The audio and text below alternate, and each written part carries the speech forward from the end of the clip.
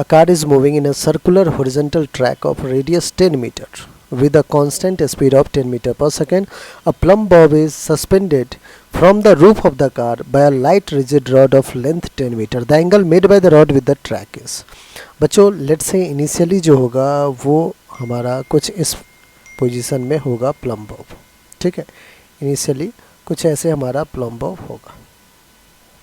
अब कह रहा है कि विद अ कांस्टेंट स्पीड, जब 10 मीटर पर सेकंड से कार कांस्टेंट स्पीड से जा रहा है तो सिर्फ और सिर्फ एक एक्सेलरेशन होगा, ठीक है। इसमें जो टेंजेंशियल होगा वो तो जीरो होगा, लेकिन इसके साथ ही क्या होगा कि जो हमारा प्लम्ब बॉब है वो एक एक्सेलरेटेड फ्रेम में आ जाएगा, और एक्सेलरेटेड फ्रेम में आएगा तो इस पर बच्चों सेंट्रीफ्यूगल फोर्स जरूर लगेगा, क्योंकि ये हॉरिजॉन्टल सर्कुलर मोशन कर रहा है, ठीक है। तो फाइनल सिचुएशन अपन बनाते हैं कि लेट्स से जो प्लम्ब बॉब है वो कुछ इस पोजीशन में आ गया है। ये हमारा प्लम्ब बॉब है, जो एंगल ये बना रहा है वो है हमारा एंगल थीटा। जो ट्रैक के साथ एंगल है वो है एंगल थीटा।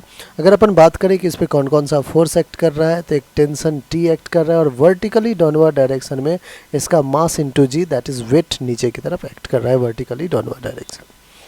बच्चों अगर टेंशन का कंपोनेंट ले, ये अगर थीटा है तो ये भी क्या हो जाएगा थीटा, तो ये टेंशन का टी कॉस थीटा कंपोनेंट होगा, और ये टेंशन का टी साइन थीटा कंपोनेंट होगा।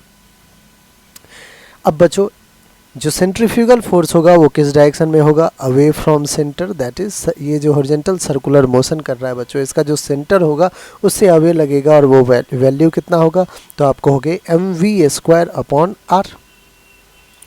Under balance condition, we can say that t sin theta is equal to mass mv² upon r, and t cos theta is equals to mass m into g। Balance condition में यही होगा। ये रहा हमारा equation 1, ये हो गया हमारा इक्वेशन 2। मैं कह रहा हूँ बच्चों आप इक्वेशन 1 को डिवाइड कर दीजिए इक्वेशन 2 से। डिवाइडिंग इक्वेशन 1 बाय 2, इक्वेशन 1 को इक्वेशन 2 से डिवाइड किया, T sine theta upon T cos theta किसके इक्वल आ गया, तो mv² अपॉन r और m इंटू जी, ठीक है। कैंसिल आउट क्या होगा, मास ने मास को कैंसिल कर दिया, मास ने मास को कैंसिल किया, तो आ गया हमारे पास v² अपॉन आर जी।